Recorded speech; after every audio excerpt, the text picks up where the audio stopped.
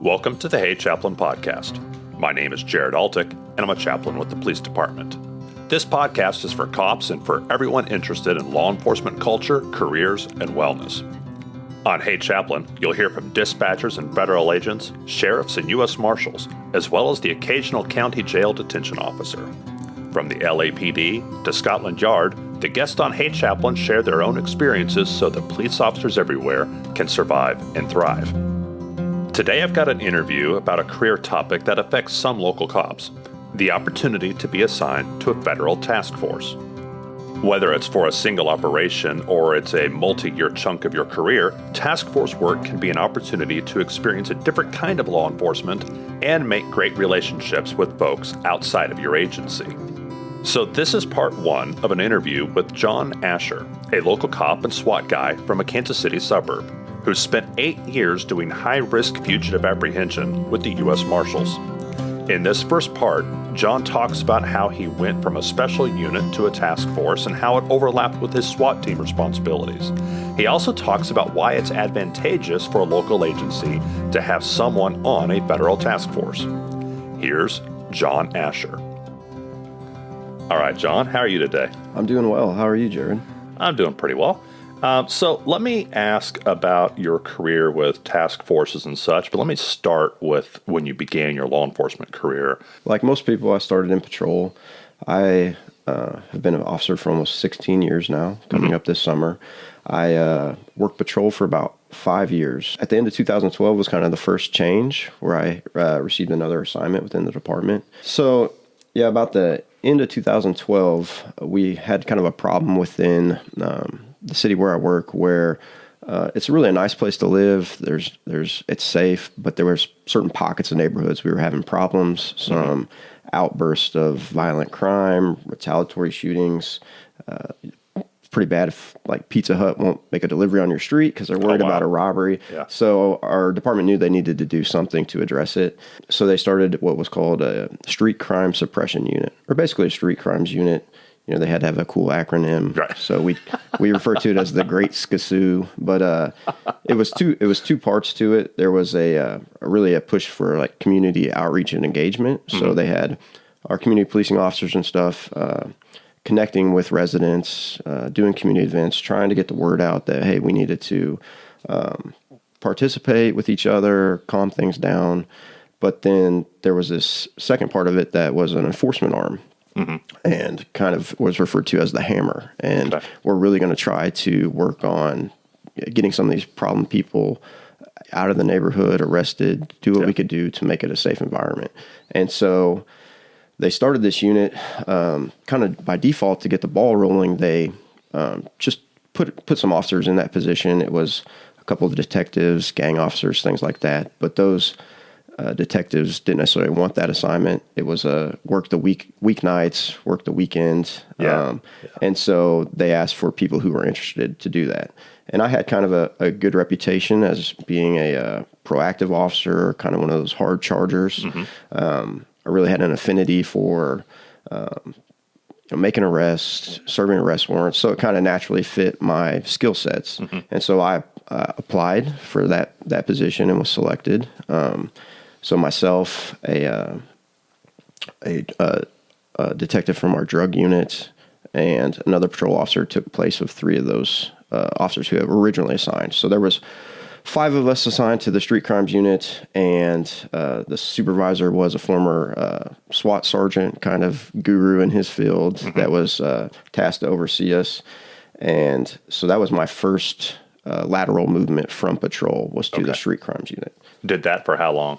We did that for about a year, almost a year. It was intelligence driven. So we would meet on what was our Monday, come in and see, hey, what were the problem addresses? Were there any crime sprees going on? We'd have to come up with a plan for how we wanted to address it. A lot of times we were in marked units, in uniform, making stops, being highly visible, following up on whether maybe there's cases we had probable cause to arrest somebody. We would have drug leads. We'd help with like gang intelligence files. We'd do some plainclothes street level interdiction and things like that. Okay, so some good variety. Yeah. Yeah. So, and kind of the highlight for me was a robbery series I got to work. We had got a tip that the Subway restaurant was going to get robbed, and I connected it to a drug rip that had happened, and ultimately got these victims to tell us who the suspects were, and we kind of made some arrests from there. So it was a big win. Did that lead to other opportunities then? Yeah. So the street crimes unit that I was in, just because of the mission and the work we were doing, led to a part-time position with the United States Marshals Service, what was called the Kansas Fugitive Apprehension Task Force. Okay. And we did that part-time. That was headquartered, where was that? You were in your city, one suburb of Kansas City, and then you ended up probably having to go somewhere else, right? Yeah, so it was the U.S. Marshal Service is split into districts, and Kansas itself as a state is one entire district, and they have offices then, like sub-offices in Kansas City, Kansas, Wichita, Topeka. The particular task force I was assigned to was based out of Kansas City, Kansas. Okay. So you're 30 minutes from where you normally were. Yeah, roughly. Yeah. And it was in its infancy. It was still a learning process, I think, for them and us, being a partnering agency. And it was just part-time. So a lot of times it was, they just reached out to us as needed. Like, hey, we're trying to serve a warrant. We need some help. We need a few more bodies to help search a house or secure a scene. Or how much warning you get for that? not a ton. And there were times where we would reach out to them and say, hey, one of these targets we're looking at related to our jobs in this neighborhood is over in Kansas City, Missouri. Can we use your authority and all that to go over there and work on those assignments? Because this is a federal task force. It can cross state lines. Yes, absolutely. Yeah. It even evolved from that further to where, just to make sure everyone's covered. And once we started working more in partnership with them, meeting them daily, reporting to their office in Kansas City, Kansas, you really want to make sure that you're following all policies, rules, and guidelines. We would officially adopt these cases from I've heard that terminology. Yeah, from agencies. Yep. So we'd reach out to them and say, hey, can we have your permission to work this case, and sign over or delegate that authority to us? Then we put it into their federal system. That way we're all covered. If something bad were to happen, if there was, for instance, a shooting or something like that, where it's normally out of our jurisdiction, we're all covered under that federal umbrella. Yeah. So my time on the task force part-time ultimately led to the demise of our street crimes unit, interestingly enough. Really? Yeah. And we had a fugitive, a state parolee that was kind of causing havoc in our city. He had run from us in some stolen cars, and we were looking for him. We had searched one of his friends' homes. We're just striking out, having a problem finding him. And the task force was helping us, and we got a tip that he was in a neighboring city. And so we go over there early one morning, and we approach this house and knock on the door, and the people are cooperative, and they say, yeah, he's inside. He's in our garage. So we make our way to the garage, open the garage door just in time to see in the ceiling, the attic stairs are down in the middle of this, real high in this garage, and you just see a set of feet scurrying up into the attic. And so we go in the garage, and the guy's got his, Kansas City's Most Wanted poster laid out and all these things. And I mean, he had a dangerous criminal history. And so, we're scrambling to make sure he's not dropping through somewhere else in the house. And we got guys around the outside and, just have it secured the way we should, and end up getting a canine there. And he kind of reluctantly comes out, then tries to go back up, gets pulled off the ladder. Anyway, I mean, it was interesting. It was fun to see.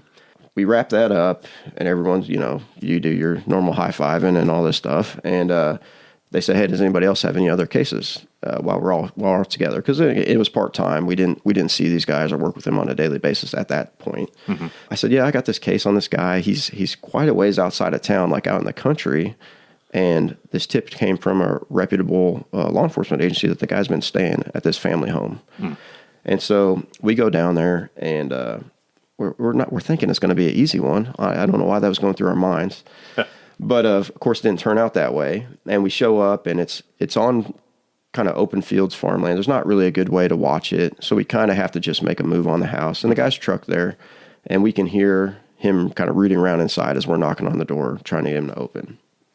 And so we make the determination he's not coming out. We're gonna have to go in and get him. And so we let that local agency know who we were, why we were down there, because we were kind of well outside of town. And we breached the door on this house, and it's old typical farmhouse. You're looking inside, and it's kind of this long foyer, and there's a set of stairs up ahead. And on each side are these really big cased openings, like kind of that would lead to like a parlor or type room. Yeah. And they have curtains over them or sheets. We can't see anything else. And all of a sudden a gunshot rings out. Oh, you wow. know? Yeah. And I'd never been on anything quite like that before. And so, you know, me now, 16 years later in my career, having served in SWAT and other things, I think at the time, like, I could have handled it a lot better. You know, I would have stood there as appropriately, you know, using my body armor as a shield, got my guys, you know, leapfrog out of there, and would have done it safely. I think we just, you know, cannonballed off the deck, you know, to cover. More of a scramble than a bounding Overwatch. Yeah. So ended out the guy had unfortunately shot himself, and actually shot himself twice, but he survived. Really? Literally survived. Yeah, we ended up going in, and just the wildest thing. I could describe it, but I won't. But wildest thing I'd seen. I rode with the guy 45 minutes to the nearest hospital in the back of the ambulance, you know.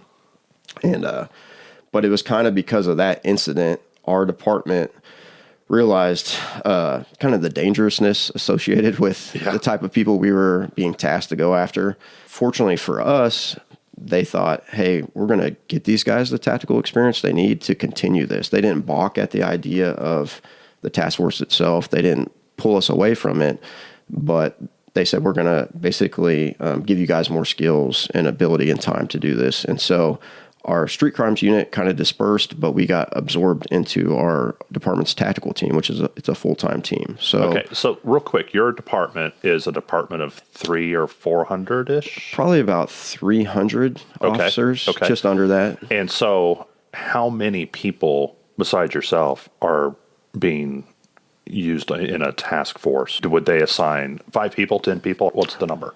With the Marshal Service itself, we had 2 positions. Okay. There's probably, at any given point in time, there's probably close to 10 officers that are usually assigned to a federal task force. So from a various 3-letter agency. Right. So there's multiple ones. The U.S. Marshals, maybe FBI might have a task force. So I think we have 3 detectives or officers associated to the FBI task force. Okay. There may be a career criminal component to that. They do a lot of child exploitation. They have kind of a vice or human trafficking task force position. We have a ATF task force officer that's going to work, federal gun crimes and things like that. We have sometimes 2 DEA or Drug Enforcement Agency task force partners. Okay. One will be they have different work groups, but one will be working federal, drug distribution level cases. The other one is usually assigned to their diversion program. So they're doing prescription medication investigation, over prescribing, maybe from pharmacies, doctors, those type of things. We've had task force officers at times assigned to the Department of Homeland Security. Okay. It may be a terrorism task force. It may be cyber crimes, working for a regional computer forensics laboratory. It may be with Immigration and Customs Enforcement, working on undocumented workers, business fraud, things like that. We've had, within the state, we've had a member on the Social Security task force. Okay. Working on like insurance fraud and trying to save state funds that are being funneled towards that. How many of these positions are specifically for detectives and not just regular officers? So it was an interesting position for me and the other Marshals Task Force officers. We were the only task force officers that were technically just a patrol officer level. Yeah. The other ones are usually always assigned to a detective. Okay. So it could be a mix. Detectives probably have more opportunities for some of those task forces, especially the investigative ones. Yes. They're going to leg up there. So typically, it can work both ways. The department itself may solicit that position with a federal agency. What's the advantage for a local agency to send an officer? It seems like you're hurting your own manpower. Why would they want to send somebody to be on a federal task force? In many instances, for your investigation, it's going to be a force multiplier. So I may have a particular case I'm working that I'm now able, just because we're a partnership, bring in 10, 12 other agents with me that are ready at the drop of the hat to work on this with me. But it's a give and take. Like, you have to have that availability for them as well. Yeah. It brings in additional resources that the feds may have, as far as like technical operations groups that are really good at, electronic surveillance or right. Something that your city police department wouldn't necessarily have access to. And money comes into play a lot too. They're able, some of these search warrants that we serve and things like that, the federal agencies, if it's a case they're willing to accept, will foot the bill for those things, where the state and local departments don't have to. Okay. They have dedicated people to kind of filter through those results and send them out to officers. And in a metro area, it probably also helps with some jurisdictional issues. Absolutely. I mean, it's not like your police cars come screeching to a halt at the city at the city limit. So obviously there's that was the main benefit of the Marshals Task Force itself, is when they deputize you, you have that full authority of basically the lower 48 continental United States to go anywhere you need to affect an arrest, as long as it's in compliance. Yeah. The marshals themselves deputize a lot of the other officers that are on these federal task forces, just because of their jurisdictional power. Mm-hmm. Now, that's interesting, just in regard to like American history. This is essentially the same process that you saw in an old Western, where the marshal would ride into town and deputize some town folks to be his posse. Absolutely. This is the modern equivalent to that, yes. Right? And so instead of grabbing random town folks with their shotguns and pitchforks, you're deputizing local police officers to be part of a task force.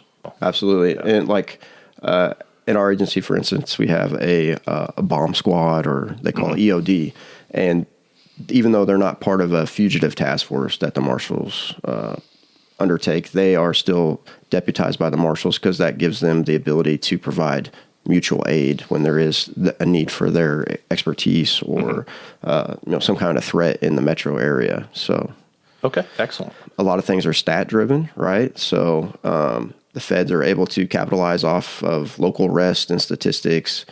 Same thing with the local agency. With able to use the federal statistics, sometimes lead to more funding. Yeah. So that's a big incentive as well. Okay, excellent. So you're working part-time with the task force, with the U.S. Marshals Task Force. And what are you doing in your career back at your department? What kind of jobs are you doing now? Because eventually I know you did some SWAT time. Yeah, so when our street crimes unit was disbanded, I was basically absorbed, or all of the members of that street crimes unit were absorbed into the SWAT team. So we had a full-time SWAT team. It was comprised of 3 teams at the time.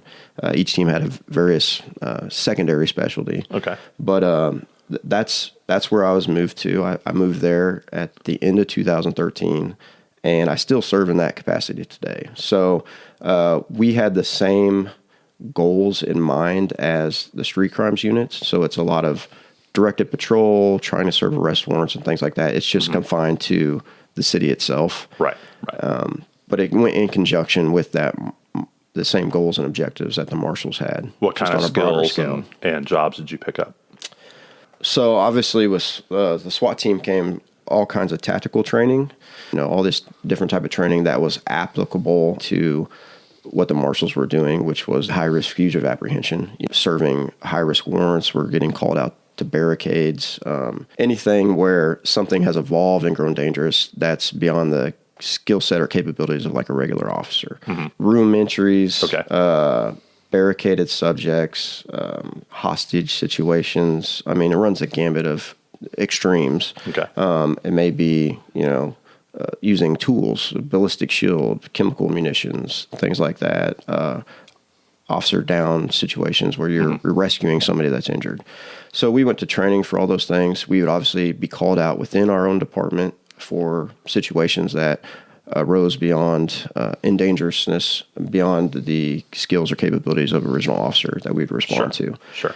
And unfortunately, it had a direct correlation to the work the marshals did, because the marshals are tasked with going after, the worst of the worst, or the guys that, maybe know they're wanted, that have been getting away or have escaped or have fought with officers at local jurisdictions. Right. And so there was a real, a direct correlation with what I was doing in my regular job and the objectives of the marshals. That kind of was a perfect marriage of my skill set at the time. Yeah. Yeah. The task force wants to do fugitive apprehension.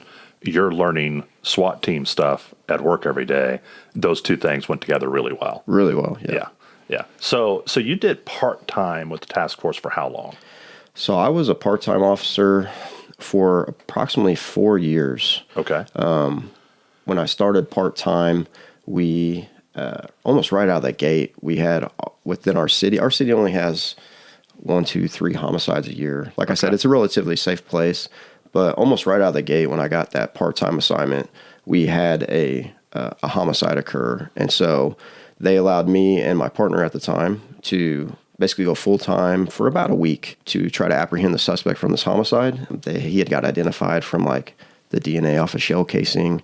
We went to the task force with this case assigned to us.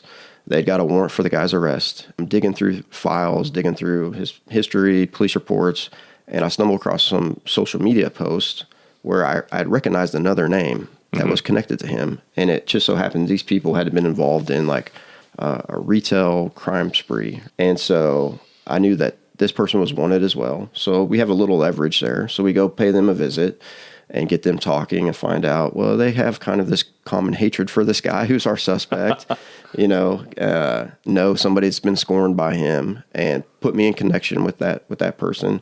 He ends up providing some information that's beneficial, and lo and behold, ultimately we end up catching the guy. About a week later, end up getting the murder weapon from underneath the bed he was sitting on. Oh, wow. And so that was kind of the real I think, head turner for our department as a whole to realize the importance of having somebody in that position.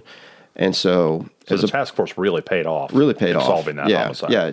I mean, even for the one time you need it, just having those resources, having a group of people that you can call upon dedicated to go solve this pays dividends beyond what you can measure. So about that point in time, they decided that they were going to take one of us on full time. Now I'm a little biased, so I think you've had the marshal on here. I think he's a Wichita State grad. Well, my partner at the time was an All-American track star at Wichita State. So I say the marshal was biased in selection, that he messed up picking him first. But my partner served full time with them for 3 years while I remained in a part-time position. And then about April of 2017 is when we switched, and I was full-time with the task force for about 4 years after that. So I did approximately 8 years total, 4 years part-time, 4 years full-time. So Kansas is a geographically large state. People sometimes don't realize how big a state Kansas is. How far did you go on any one fugitive apprehension or whatever? What's the furthest from Kansas City you went? So technically, the Kansas City office controls basically the entire east side of the state. Okay. So a few counties over to the west and all the way north and south. So we went as far as basically the Nebraska border and the Oklahoma border that we could if we had cases that took us that far. At times, to Oklahoma. That's like a 3 or 4 hour drive, depending on where you're going. Yeah. So we'd have cases occasionally that would happen that we'd be maybe north up past like Atchison and St. Joe and those areas. We would go south to kind of that Pittsburgh, Joplin area quite a bit. Right. Okay. Sometimes Parsons, Kansas, I think was pretty close to the border. We worked a homicide case down there. If the other offices needed assistance, though, we could help them as well. So we went west out past Salina sometimes. Okay.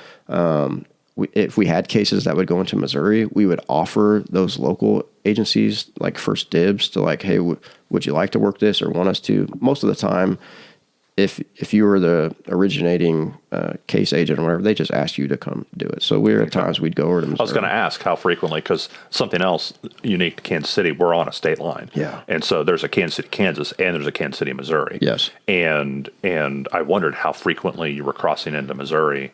As a federal task force, you'd have jurisdiction, where as a city cop, you wouldn't. So we had a pretty good relationship and understanding with Kansas City, Missouri, because they have their own office as well.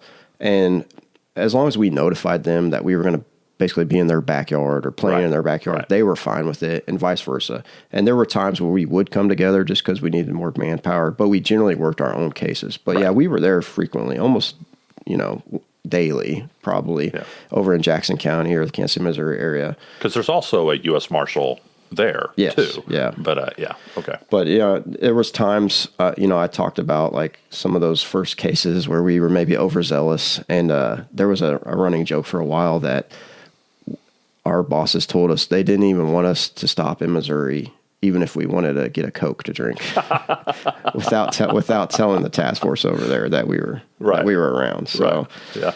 Yeah. How many times have you been on TV?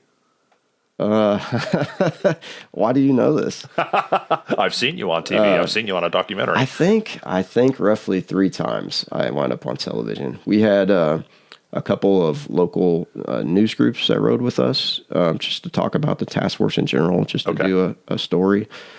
And then I was on, what was it called? Real PD Kansas City. Yeah, it was some British publication that came over and they were following around the Kansas City, Kansas Police Department. And what was interesting is they didn't really have a lot to do with us. And I think we were in Missouri at the time even. But they heard we were up to some cool stuff, so they're like, let's get these guys some FaceTime. Yeah. And somehow I got I have were front and center there for a little while. I mean, I have the face for the podcast, not for TV, but somehow these people got stuck with me, and yeah, it is what it is. So I'll say the TV thing kind of it wasn't. Some of them were in partnership with like national level like enforcement nights we were doing. Okay. So one of the cool things about being on the task force, we would do a lot of operations. They always had some names for them, but it might be like a VFR, like a violent fugitive reduction. We would do like sweeps for sex offender registration, gang interdiction, things like that. But there was several like federal initiatives that we got to participate in, where agents from FBI and ATF and all came in as part of I think it was the Department of Justice Project Safe Neighborhoods. But we did like 3 or 4 federal level sweeps like that. Each time the Marshal Service themselves sent like a photographer in from Washington, D.C., to take our pictures, and he was a deputy, but like specialized in photography, but documenting. Yeah, and so got some really like cool pictures. From him riding with us those nights. Just things you can reflect on, and just cool memories to have. That's awesome. I can't wait for you to hear the rest of this interview. Jon is going to talk about going full-time with the U.S. Marshals Task Force, and he also talks about the pros and cons of that type of work. He then addresses the issue of being out of pocket from your local agency for a long time and to experience task force reentry and what it's like to be gone for years and then suddenly be reintroduced to quote-unquote normal policing. Don't miss it. Next time on the second part of this episode of Hey Chaplain. And so your department's life is going on, and people are being hired and retiring, and all of this is happening while you're 20 miles away. Yeah. So I saw it both ways. There were people that you worked with pretty consistently, whether it be detectives, investigation sergeants. I had people put me in for like a merit bonus and things like that because they knew the work we were doing. Kind of your direct supervisors knew, but everyone else just sees you as kind of out of pocket. Yeah. And almost like you're on vacation or something, I'd stumble across 8 years. Yeah, 8 years. I'd stumble across somebody and they say, "Are you still in the task force in Kansas City, Kansas?" And I'm like, "Yeah," and they're like, "Oh, well, that's a great place for you." And I'm like, "What do you mean by that?" You know what I mean?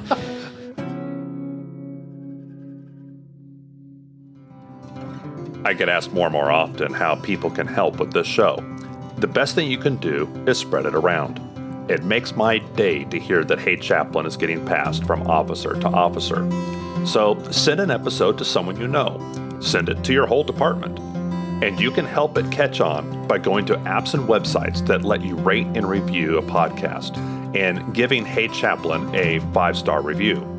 Apple Podcasts, Spotify, Good Pods, and websites like Podchaser let you rate and review a podcast. Your recommendation would make all the difference.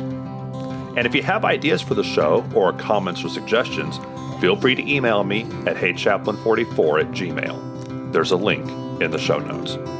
You can also find Hey Chaplain on Facebook and Twitter. Reach out to me. I'd like to meet you. The views expressed here are the personal views of the host and our guest and do not necessarily represent the views of any law enforcement agency or its components. If you like this episode, please share it with a cop or someone who loves a cop. Thank you for listening to Hey Chaplain, and as always, pray for peace in our city.